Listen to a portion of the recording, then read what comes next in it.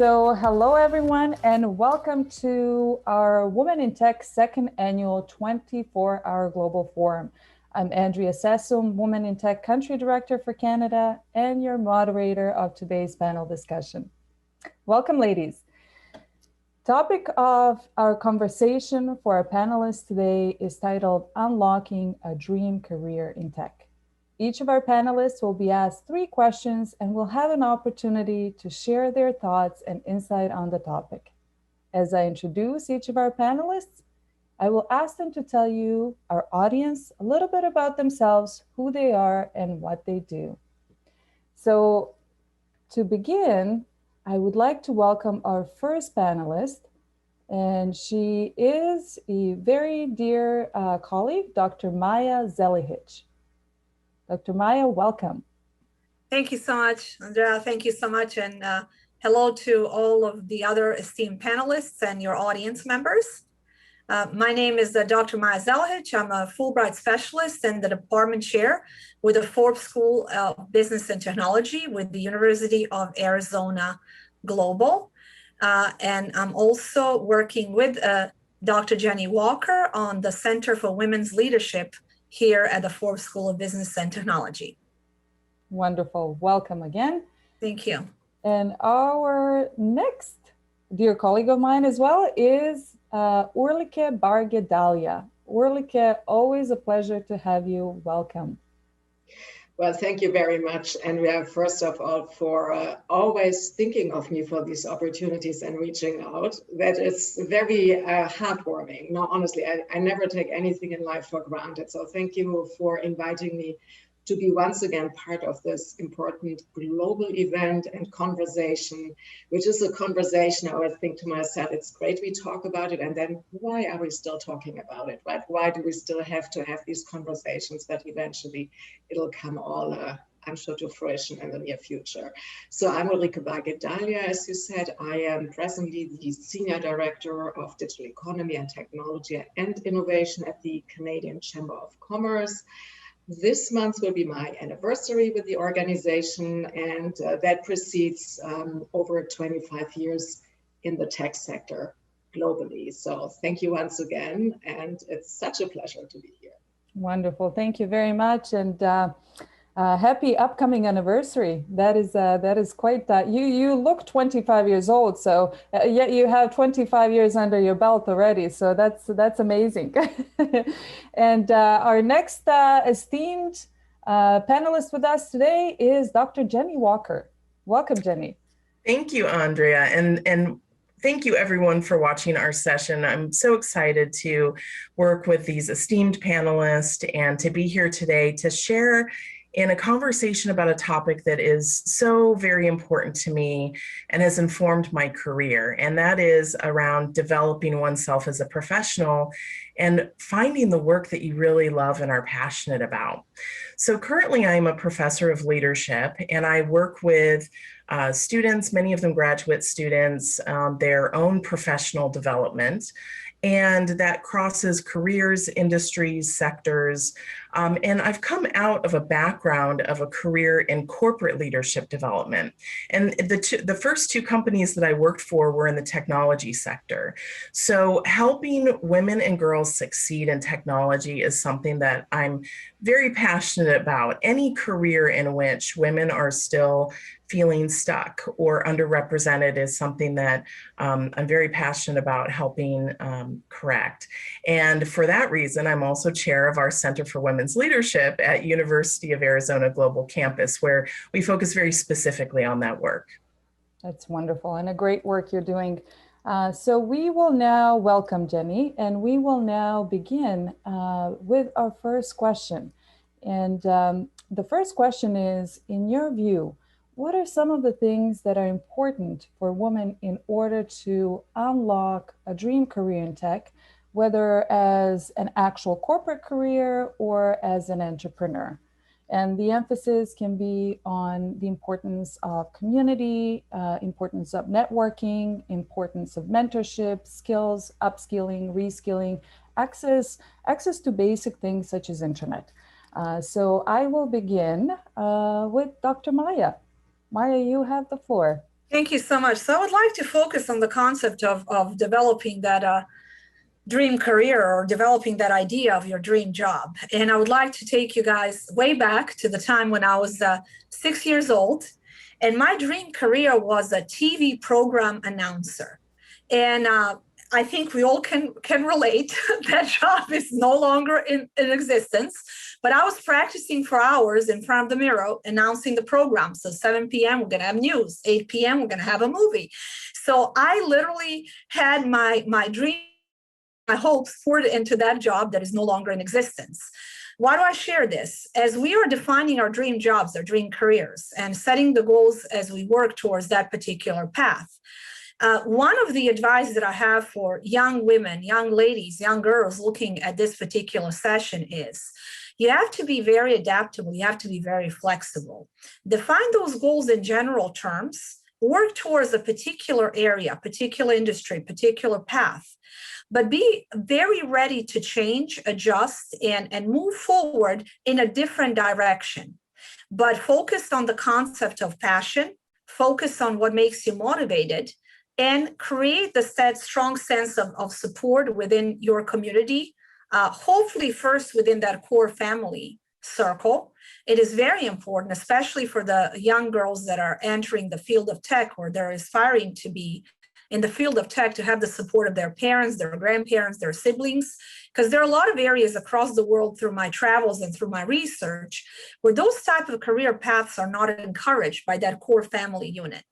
So this is where the support has to come first and foremost, then broadening that support from the core family unit to the community as a whole, having the support of teachers. And one of the conversations, Andrea, that you and I had in the past was that young girls are unable to necessarily see, and many women within their dream fields that are already very successful. And prior to that, having the female mentors within that field or female mentors with the expertise in the field that they want to go into. So it takes a village, and it starts with a family. It starts with your dreams, as far-fetched as they are. I did not become a famous TV program announcer. I found a few different fields where I get to speak and lecture and talk to people without a mirror. But I do feel that original set of passion, having that goal, as silly as it may sound right now, was what set me on the path of ultimately a career success with the help of the family, with the help of the supportive teachers, having the role models within the community. And then also looking for the fields where women are underrepresented and putting that as one of your challenges. Okay, there's not enough women in XYZ field. How about if I work towards that field in particular? So that is my answer at this point of time. Very nice. Thank you so much, Maya. And you may not be a famous reporter or newscast or broadcaster, but you are a famous panelist right now, I think. So thank you very much for that. I will give the floor over to Orlika.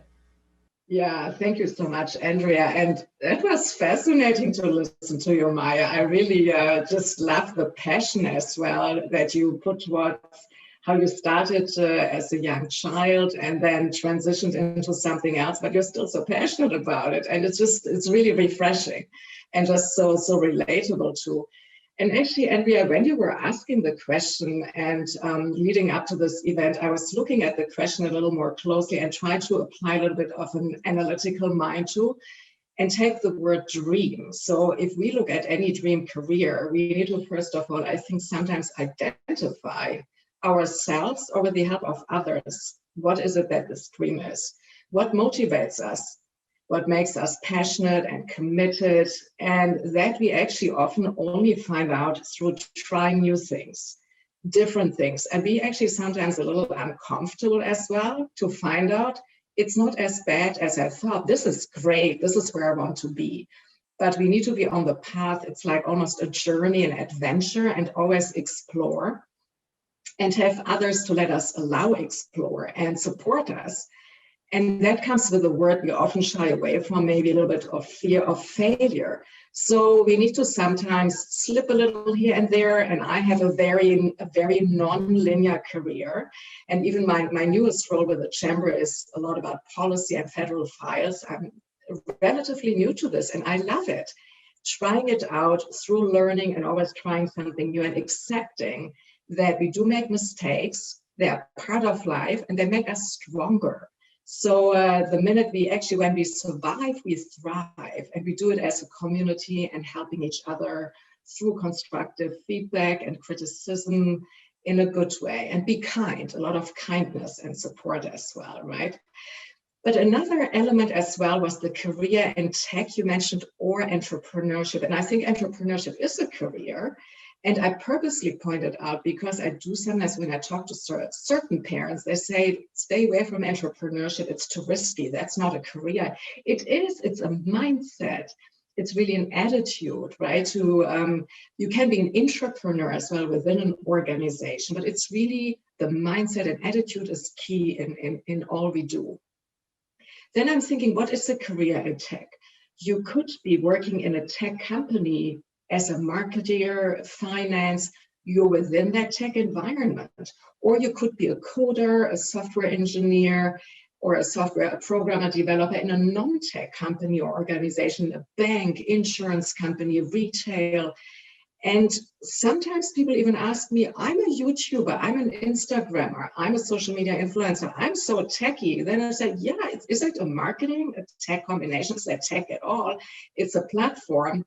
And often I challenge actually use, and I encourage everybody, all the devices we use, do you know how they work?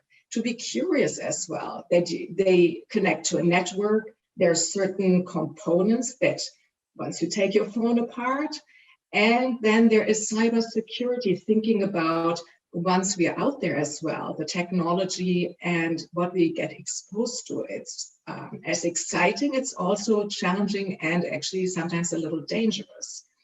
So going back to how we encourage more women or also girls to embrace and be passionate, find your passion, try it out, but also be aware of the dangers out there.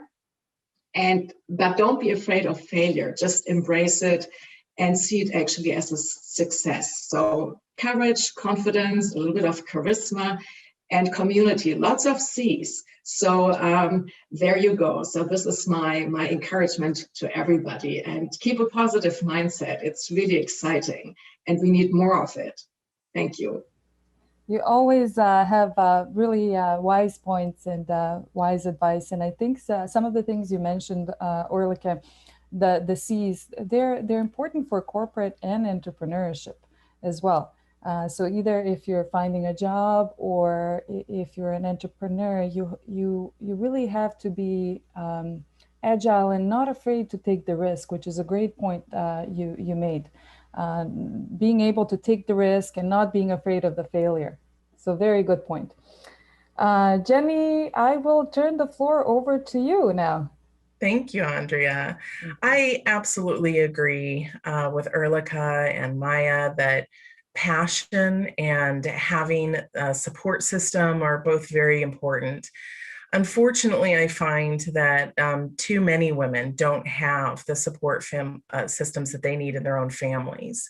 They may not have it in their household as adults, or if they have a partner or a spouse. And so I speak to those women now as I relate to some of that I think that there's great power in professional development for women seeking a career in tech. So that professional development I've seen be quite instrumental for women, especially who either don't have the support or haven't had the resources in their life to pursue the career that really is in their dreams. And so I would say that there are three things that I would suggest that these women focus on, and girls: competence, confidence, and relationships. And so in my leadership development classes, when I think back to when I was working in those technology companies, I can think of a couple of women in particular that they really wanted a career in tech. They were already working in tech companies, but they really felt this lack of confidence that maybe they didn't know quite as much as everyone else. They weren't sure exactly how to proceed because they hadn't had that path carved out for them. They'd never seen anyone do it in their own, personal circles. And so what I found with them is it was very important for them to take classes, to develop that sense of self-efficacy, that they are in fact competent. They do in fact have the skills to move forward. And having that competence and confidence can really do wonders to give someone the credibility that they need to establish the relationships that will then move them forward. So those women in those classes were sponsored by people within the organization who said, you can do this, I'm behind you. So part of the trick, I think, in carving out a new career path is to find the sponsors who you connect with, who can then support you. Because we all know that these challenges in organizations are real. There are real obstacles. There are real barriers that still exist for women. And so we want to make sure that we're connecting with people who can help mentor us and foster us and push us towards that dream career. Very good advice. And I relate to that personally as well, because for me, it was about finding the right community. And for me, finding the Women in Tech community was that pivotal point where I was able to find people that I can look up to, that I can find similarities with in terms of the professional and personal goals. And that really put me out of my comfort zone and I wanted to accomplish more, and I had the confidence to move forward with pursuing what I saw as my dream career. So really, really great point in finding a sponsor, finding a mentor, very important as well. So I will now move to our next question, which is, how can we encourage more women and girls to choose a career in tech? And I think this time I will start with Orlika. Yeah, thank you, Andrea. And I think a little bit of this was already referenced by Jenny, Maya, and perhaps by myself, which is, and I like the reference, and I think, Jenny, you very much emphasized on it, the home. And maybe Maya, I'm sorry if I forgot that you had mentioned it. I have to switch my memory back on that, because it really starts all at home. It's not only what the parents tell us or siblings, even sometimes the neighbors and extended family as well, what we can do, but to see our own family as role models. Because, for example, let's say if I tell my children, this is what you can do, but I don't lead by example, they might think there's a conflict or a contradiction. Why does my mother tell me, hey, but she's actually not living that life or walking the talk? So I think that's very important. And another, how we encourage, but also motivate, we need to look at what are the influencer, what else influences our youth in particular, and that's actually social media. So I was told in many conversations when we encourage, or sometimes even there can be discouragement, and I was told that often it is actually a little bit only the family, but social media, it's certain role models they look up to, peers, how they talk about it, how they're presented or represented. And they seem to be listened to this actually a little more and often tell, oh, I saw this on Instagram, or this is, for example, one person I really look up to or I'm disappointed by, and so forth. So social media, for the better or worse, is a very big influencer. The encouragement comes then also from what we spoke before, that it's not linear. The more diverse you are actually, and the more you try out, you add so much to your portfolio. And an encouragement can happen through mentorship and sponsorship, but also to consider, could I join a board, a non-for-profit board? Is there the opportunity? Maybe I'm just on a council or a task force, or maybe I join that work group. And it doesn't, and I noticed it myself, always directly have to relate to your own, perhaps, profession or what you do even in your personal life. It could be something entirely different, but you learn so much about governance, about leadership, even about conflict and conflict resolution. And you learn often, which fascinates me, what you don't like. That's equally important. I often say you learn from also, well, frankly, bad managers, how to be a good manager and what not to repeat. And from these experiences, what to avoid. And lastly, the encouragement can come through when you test drive certain sizes of companies and sectors. Sometimes you think, oh, the startup world, it's fantastic. I want to be there, right? I'm with only 5 people and it's exciting. And then you think, oh, it's not for me. It's exhausting, or I can't hide. I'm always out there, and it's a little risky. It's a point of view and an experience. Or you think, I'm a big corporate person with great global teams, different subsidiaries, but then you think, I thought it would be great, but now I realize I might be just a number.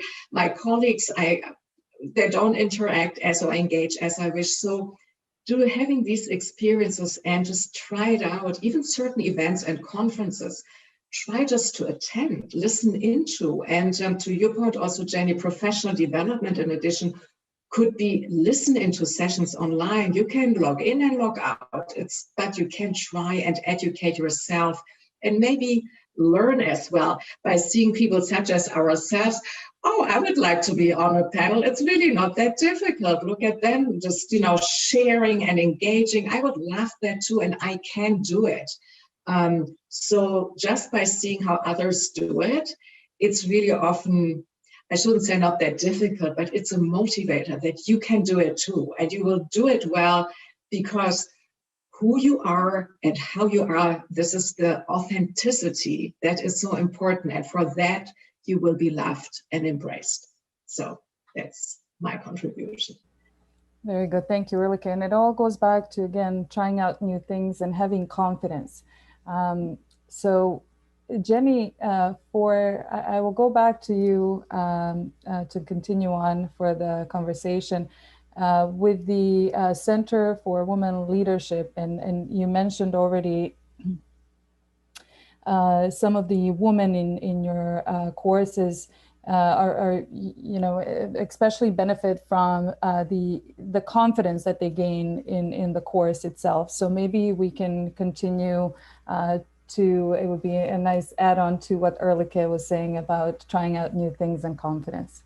Yeah, absolutely. And I'll take a little a different angle on that as well, that, certainly by taking professional development courses, we are building our repertoire of skills and abilities and enhancing that confidence, which I think is incredibly important. Somebody mentioned the word charisma, and I think confidence informs charisma. It really helps people get out there and express themselves and share their ideas.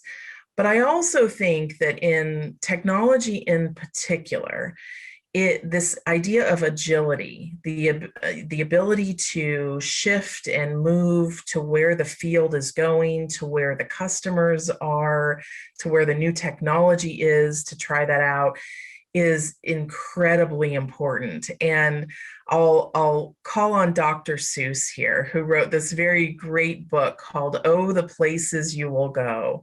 And in that book, he says, you will come to a fork in the road where the signs are unclear. And that happens over and over again in the technology sector. And so, in terms of this question that we're discussing right now, how do we encourage women and girls in technology fields? I think the first is that we as mentors need to reframe what it means to have a career. It's not a singular goal that we're reaching towards. I need to be a YouTube star. Now I'm speaking as my children. They all want to be YouTube stars. Well, YouTube may not exist by the time they get to the point to have a career, or it may not look the same, and the skills that are needed have shifted. And so we need to, much to Orlika's point earlier, and Maya mentioned this as well, we need to really let them know that having a singular role, goal, even company that they want to work for is not the right goal. It's about building the skill sets, about doing the things that they are gravitating towards naturally, that they feel passionate about, and that experimentation comes into play there too. I would say that we also, as mentors, need to carve out opportunities for apprenticeships and internships. We need to create more space for women and girls to get their hands on technology in the real world. And we have so few internships and apprenticeships, but I've seen there's a resurgence of these coming back. So speaking on Maya and I's behalf in the Center for Women's Leadership, one of the things that we've been very passionate about this year is creating internship opportunities. Now, this is specific to scholarship, but it's just an example of how we're trying to really build the ladder for the women who are coming up in their own careers. Very good. Thank you so much, Jenny. And Maya, I will let you take the floor to give us some of your insights on this. Sure. I think as mothers, I think sometimes we're to blame a little bit, because what we're doing, if we have boys versus girls, at least I'm not implying that you ladies did the same thing, but I was buying my daughter dolls and a little kitchen set, as educated as I am, and I was buying my son trucks and the toolbox for him to, destroy the truck and put it back together. So I think it really starts early on, where we're all of a sudden we're channeling our kids into a particular field without realizing why we're doing this. Well, because that's kind of what we've seen as kids and maybe our grandmothers. And make the long story short, so then they get to a elementary school, middle school level, and there was an engineering club when I was growing up in my middle school, and I really wanted to go into that club, not to be an engineer. I was the clumsiest person in the universe. I just wanted to learn how to fix something so I don't end up being the clumsiest person. I didn't even have a career aspiration, but every single member of that club were boys. And when you're 12 years old, you don't want to be in a club only with boys, because at that point of time, you get very uncomfortable. So it starts with the community, it starts with schools, to provide for girls a lot of opportunities to test things out, as both Jenny and Ulrika mentioned, and learn what they like versus what they don't like.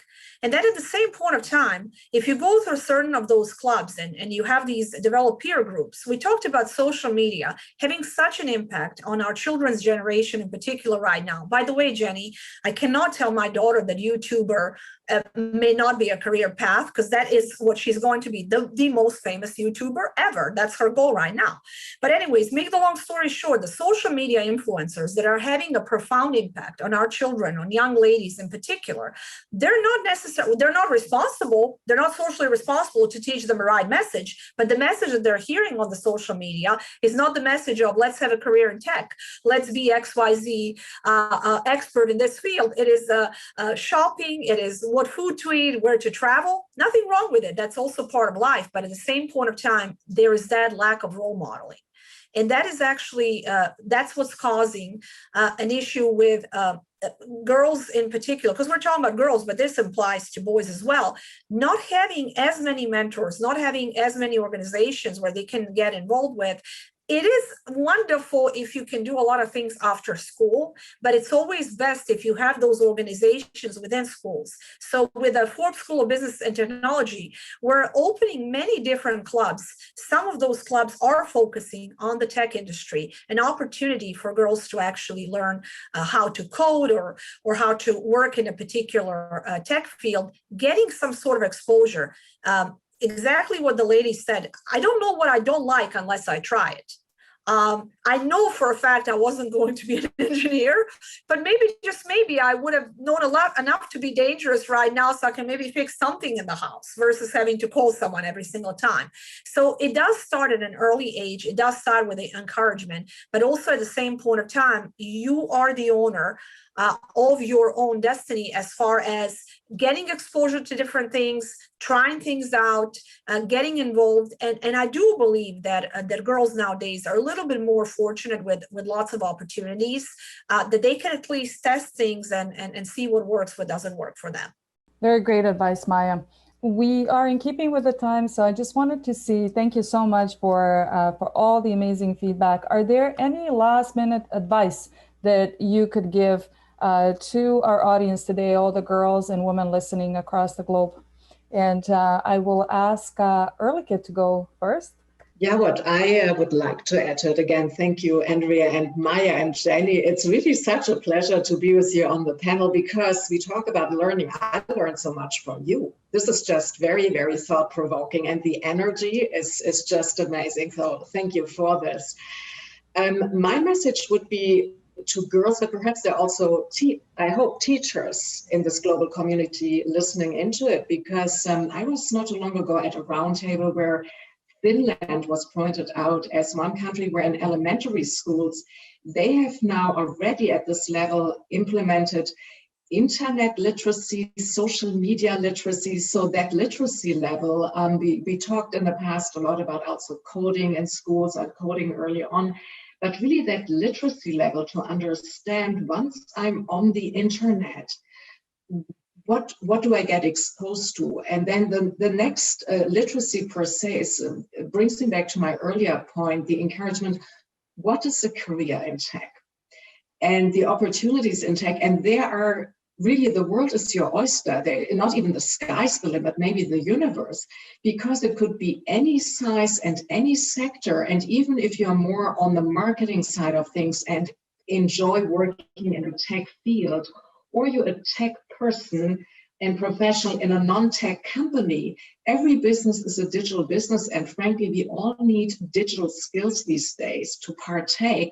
For that, we need internet connectivity and have access to it. And that's another conversation where there's often the urban and rural divide, but also a divide amongst different populations. So again, back to my encouragement is to be inquisitive, to be courageous, to try it out and know that you can do it. I mean, coding is and programming and tech is for everybody because we're all living in the digital era and digital economy and digital world. So you can become part of it and embrace it, and you can do it. It's really the attitude, you can do it, so can everyone else. So, and you're amazing. So thank you very much. Thank you very much, Orlika. That's a topic for another panel discussion that I'm looking forward to. Maya, if you want to give us a few closing words of advice. Sure. Find a true support group, whether that is within your family, within your school, within your peer group. Find those folks that are supporting your dreams, to use my daughter's verbiage. Find your hype person that is actually encouraging you and constantly supporting your dreams and supporting your goals. If you're not within a group of support, you're not going to be able to fulfill your dreams. And constantly seek what Jenny was saying a couple of times, those mentors, networks, communities that are supporting, that are enhancing your goals, and that are able to hear you out and listen to those dreams of yours and provide a good constructive feedback and a really good advice as you move forward. So that would be some of my parting words. Excellent. Thank you very much, Dr. Maya. Jenny, a few words from you, please. So my last advice here is simple but very difficult, and it is say yes to new experiences, even if they scare you, especially if they scare you. I remember when I was 19 years old, somebody said I should try scuba diving, and I said, I am never getting underneath the water with all of that equipment on, with those fish and sharks. I'm never doing that. And I tried it, and it was super scary for me the first time. It became one of the biggest passions of my life. I went on to become an instructor, taught around the world for 12 years. It's something I still very much enjoy doing. And if I had not said yes to that very scary thing for me at the time, my life would not have looked the same. And so if something's scaring you, but you are compelled, something's drawing you to it, try it out, because research shows over and over again that at the end of people's lives, when they're interviewed, it is not the things that they tried and failed at that are sitting with them. It is the things that they never followed through on or tried. That is their biggest regret. So to make your life and your career really rich, say yes. Wonderful. Thank you so very much to all of our panelists. This brings us to the end of our panel discussion for today. Thank you to our audience for joining us. It was a pleasure for me to moderate today's conversation with my very dear colleagues. And be well and stay safe, everyone. Thank you so much.